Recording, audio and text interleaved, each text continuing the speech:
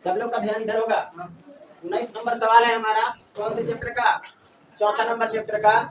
और आज ये सबसे लास्ट क्वेश्चन है, इसको हल करते हैं। देखिएगा क्या बोलता है। निम्नलिखित सारणी को पूरा कीजिए। ये जो सारणी दिया गया है उसको हमको क्या करना है? पूरा करना। इसमें क्या क्या दिया है? परमाणु संख्या दिया हुआ है, जिसमें कुछ परमाणु संख्या दिए हुए, बाकी सब खाली है। द्रव्यमान संख्या दिया हुआ है, कुछ दिया हुआ है और कुछ खाली है। उसी प्रकार से न्यूट्रॉनों की संख्या कुछ दिया हुआ है, कुछ खाली है। प्रोटॉनों की संख्या भी कुछ दिया हुआ है, कुछ खाली है। इलेक्ट्रॉनों की संख्या में भी उसी तरह से एक दिया हुआ है, बाकी सब खाली है। और परमाणु स्पीशीज मतलब परमाणु का नाम क्या है, यानी तत्व का नाम क्या है, उसमें एक तत्व का नाम दिया है, बाकी सब खाली है। और जो खाली है उसी खाली जगह में हमको वैल्यू पुट करना है। समझ गए क्या क्या होगा? तो देखिए सबसे पहले इस स्पीशीज को लेकर के आगे बढ़ते हैं, केवल इसको लेकर के चलते हैं। ठीक है, इसके लिए अगर हम बात करें तो ध्यान से समझिएगा। परमाणु संख्या, तो जितना परमाणुओं की संख्या होती है उतना ही प्रोटॉनों की संख्या होती है, सब लोग जानते हैं। तो इसमें प्रोटॉनों की संख्या कहीं है? देखिए है ना, इसमें खाली है, तो कितना भर दें? 9। कोई दिक्कत? तो इसके जगह पर हम भरने वाले हैं 9। तो चलिए प्रोटॉनों की संख्या की जगह पर हम क्या भर देंगे? 9। कैसे भरा गया समझ में आया? कोई दिक्कत है किसी में? परमाणु संख्या जितना होता है उतना ही प्रोटॉनों की संख्या होता है, इसीलिए प्रोटॉनों की संख्या की जगह पर परमाणु संख्या के बराबर यानी 9 भरा जाएगा। कुछ समस्या? फिर आगे बढ़िए। अब हमको द्रव्यमान संख्या चाहिए क्या? तो द्रव्यमान संख्या में जितना प्रोटॉनों की संख्या होती है और न्यूट्रॉनों की संख्या होती है, उन दोनों को जोड़ने के बाद परमाणु द्रव्यमान प्राप्त होता है कि नहीं? तो इन्हीं दोनों को जोड़ देंगे, 10 और 9 कितना हो जाएगा? 19। तो यहाँ पे जो द्रव्यमान संख्या है उसके जगह पर क्या लिखेंगे? 19। नहीं बुझाया? कोई समस्या है? नहीं ना? अब किसमें हम भर रहे हैं, कौन सा खाली खाली पता चल रहा है? नहीं पता चल रहा है। तो यहाँ पे हम क्या करेंगे? एक चिन्ह लगाएंगे कि ये सब खाली जगह दिया हुआ था, अब उसमें हम भरे हुए हैं। समझ गए? ज्यादा स्पष्ट हो पाएगा। अब चलिए, अब क्या हमको खुद मांग रहा है? इलेक्ट्रॉनों की संख्या। तो जितना प्रोटॉनों की संख्या होता है उतना ही तो इलेक्ट्रॉनों की संख्या होता है। तो प्रोटॉनों की संख्या देख लीजिए 9 है ना, तो इलेक्ट्रॉनों की संख्या भी कितना होगा? 9, क्योंकि दोनों बराबर होते हैं। तो यहाँ पे इलेक्ट्रॉनों की संख्या भी हमारा क्या हो जाएगा? 9। यहाँ तक किसी को समस्या? अब बोलता है कि परमाणु का स्पीशीज बताइए, मतलब कौन सा तत्व है, तत्व का नाम बताइए। तो परमाणु संख्या 9 किसमें आता है? फ्लोरीन 9। फ्लोरीन क्या? फ्लोरीन। तो यहाँ पे क्या लिखेंगे हम लोग? फ्लोरीन।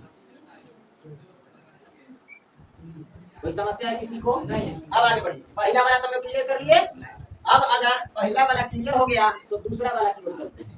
तो दूसरा में यहाँ ध्यान दीजिएगा, परमाणु संख्या कितना है? जितना परमाणु संख्या उतना ही प्रोटॉनों की संख्या। प्रोटॉनों की संख्या की जगह पर कितना लिखा जाएगा? 16। 16 ही लिखा जाएगा। कोई समस्या किसी को? फिर आगे क्या कहता है? जितना प्रोटॉनों की संख्या उतना ही उतना ही इलेक्ट्रॉनों की संख्या। जितना प्रोटॉनों की संख्या उतना ही इलेक्ट्रॉनों की संख्या। तो इलेक्ट्रॉनों की संख्या यहाँ कितना भरा जाएगा? 16 ही भरेंगे। कोई दिक्कत किसी को? आगे बढ़ेंगे। यहाँ हमारे पास न्यूट्रॉनों की संख्या चाहिए और द्रव्यमान संख्या दिया हुआ है। ठीक, तो जो द्रव्यमान संख्या होता है वो न्यूट्रॉनों और प्रोटॉनों की संख्या का योग होता है। मतलब दोनों को मिला के इतना होना चाहिए था। अगर एगो 16 है और एगो के पता नहीं है कि कितना है, और हमको मिलने के बाद 32 होना चाहिए, तो इस 16 है तो ये 16 रहेगा, तब ना दोनों जुड़ के 32 होगा। क्योंकि प्रोटॉनों और न्यूट्रॉनों की संख्या का योग ही द्रव्यमान संख्या होता है। और यहाँ प्रोटॉनों की संख्या 16 जो है तो न्यूट्रॉनों की संख्या 16 होगा, तभी ये 32 होगा द्रव्यमान संख्या। क्लियर? तो इसके जगह पर कितना भर दें? 16 ही भरेंगे, तभी मिलकर के 32 होगा जो द्रव्यमान संख्या दिया है। क्लियर हो गया टोटल? आगे चले। अब अगला सवाल की ओर बढ़ते हैं। इसमें पहला वाला नहीं गायब कर दिया, तो देखिए अगर ये गायब किया तो इसके लिए कहीं ना कहीं तो लिंक दिया होगा। तो जो परमाणु संख्या होता है वही ना प्रोटॉनों की संख्या होता है। अब की बात प्रोटॉनों की संख्या दे दिया तो परमाणु संख्या वही होगा, यानी 12 ही होगा। कोई समस्या? अब यहाँ बताइए कि जितना प्रोटॉनों की संख्या उतना ही इलेक्ट्रॉनों की संख्या। तो यहाँ कितना हो जाएगा?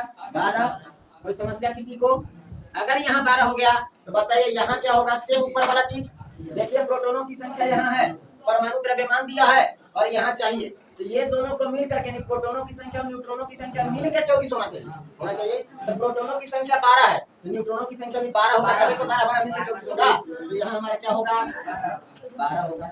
कोई समस्या किसी को? अब बताइए कि यहाँ कौन सा तत्व का नाम होगा? ध्यान दीजिएगा, 12 परमाणु संख्या वाले तत्व का नाम होता है मैग्नीशियम। क्या?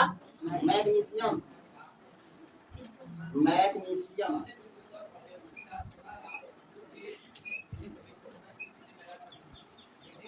क्लियर है? अब चलिए आगे अगला के लिए बात करें। अगला में देखिए परमाणु संख्या नहीं दिया, लेकिन प्रोटोनों की संख्या फिर दे दिया क्योंकि एक दूसरे से जुड़ा हुआ है। तो अगर परमाणु प्रोटोनों की संख्या 1 है तो परमाणु संख्या भी क्या हो जाएगा 1। यहाँ तक किसी को कोई समस्या नहीं। अब आगे बढ़ते हैं और जब आगे बढ़िएगा तो यहाँ देखिएगा न्यूट्रॉनों की संख्या है तो जितना न्यूट्रॉनों की संख्या अगर निकालना होगा तो प्रोटोनों की संख्या और न्यूट्रॉनों की संख्या मिल करके परमाणु द्रव्यमान दिया हुआ है। तो अगर यहाँ 1 है तो यहाँ कितना मिलेगा 1, यहाँ 2 होगा 1, तो यहाँ पे क्या लिखेंगे 1। समझ में आ रहा है कि नहीं? अब ध्यान दीजिएगा यहाँ 1 है, यहाँ भी 1, दोनों मिलकर के 2 हो गया। जितना प्रोटोनों की संख्या उतना ही इलेक्ट्रॉनों की संख्या होता है, तो यहाँ पे भी क्या हो जाएगा 1। अब बताइए कि इस तत्व का नाम क्या है? जिसका परमाणु संख्या 1 होता है उसका जो तत्व है उस तत्व का नाम होता है हाइड्रोजन। क्या होता है हाइड्रोजन। तो यहाँ पे लिख देंगे हाइड्रोजन। कोई समस्या है किसी को समझने में? अब लास्ट में चले, देखिए यहाँ भी परमाणु संख्या नहीं दिया लेकिन प्रोटोनों की संख्या दे दिया कि नहीं? अगर प्रोटोनों की संख्या दिया हुआ है तो परमाणु संख्या क्या हो जाएगा 1। जो वहां होगा वही यहाँ होगा। अब आगे बढ़ते हैं, यहाँ पे आइए ध्यान से समझिएगा।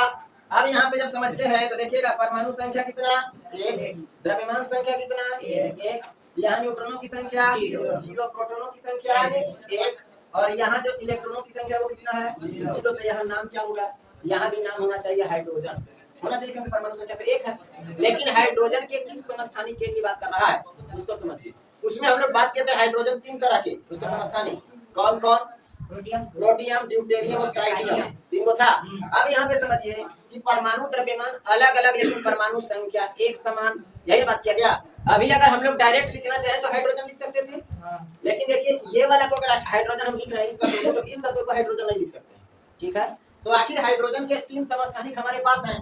एक समस्थानिक हाइड्रोजन 1 वाला है, एक समस्थानिक हाइड्रोजन 1 वाला है, मतलब परमाणु संख्या 1 द्रव्यमान संख्या 2, और इसी को कहा जाता है ड्यूटेरियम यानी डी कहा जाता है। और एक है हाइड्रोजन का समस्थानिक जिसमें परमाणु संख्या 1 लेकिन द्रव्यमान संख्या 3 होता है, इसको कहा जाता है ट्राइटियम कहा जाता है। अब बताइए कि परमाणु संख्या 1 वाला हमको चाहिए, परमाणु संख्या 1 वाला, द्रव्यमान संख्या भी 1 हो। देखिए परमाणु संख्या 1 है, द्रव्यमान संख्या भी 1 है, तो इसको हम लोग क्या बोलेंगे? इसको क्या बोलेंगे? प्रोटियम। क्या बोलेंगे?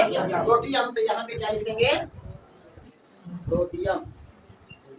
कोई दिक्कत है किसी को? कोई समस्या? अब आप कह रहे होंगे कि नहीं सर यहाँ हाइड्रोजन क्यों लिखे, हाइड्रोजन की जगह पर दूसरा कुछ लिखते, तो हाइड्रोजन की जगह पर क्या लिखा जा सकता था इसमें सो बताइए।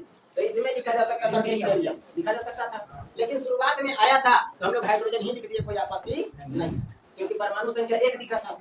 यहाँ भी 1 दिखा तब ना हमारा दिमाग खटका कि एक बार जब परमाणु संख्या 1 दिखा तो हाइड्रोजन लिख दिए, अब दोबारा भी 3 दिख रहा है तो फिर से हाइड्रोजन होगा, लेकिन इधर वाले चीज तो हमको जैसे नहीं दिख रहे हैं। अगर नहीं दिख रहा है तो इसका मतलब हाइड्रोजन नहीं होगा, उसके जगह पर उसका समस्थानिक का नाम होगा। अगर आपके परीक्षा में हाइड्रोजन ना देकर के यहाँ पे ड्यूटेरियम दिया हुआ है तो ऑप्शन में आप ड्यूटेरियम मार दीजिएगा। क्लियर है? अगर ड्यूटेरियम नहीं दिया हुआ है तब आपको हाइड्रोजन मारना। अभी यही देखिए, आपसे सिर्फ डायरेक्ट परमाणु संख्या कह दिया कि 1 है, न्यूट्रॉन प्रोटॉन वगैरह कुछ नहीं कहा, तब तो यहाँ पे हाइड्रोजन ही मारते, दोनों जाकर के टकरा गया, इसलिए कंफ्यूजन। और उस कंफ्यूजन को दूर करने के लिए हम लोग पहुंचे उसके समस्थानिक के पास और उसको दूर भी कर लिए। कोई समस्या है? समझ में आया इस सवाल?